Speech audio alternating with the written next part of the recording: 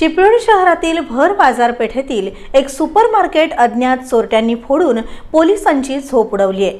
बाजारपेठेतील शहर पोलीस चौकीच्या लगतच असलेल्या या सुपरमार्केटमध्ये चोरट्यांनी रविवारी पहाटेच्या सुमारास चोरी करून सुपरमार्केटमधील किमती खाद्यपदार्थांसह गल्ल्यातील रोख रकमेवर डल्ला मारला।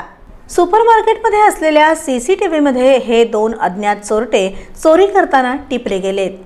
हे सुपरमार्केट चिपळूण शहर पोलीस चौकीला लागूनच असून रात्री उशिरापर्यंत बाजारपेठेत वर्दळ असते।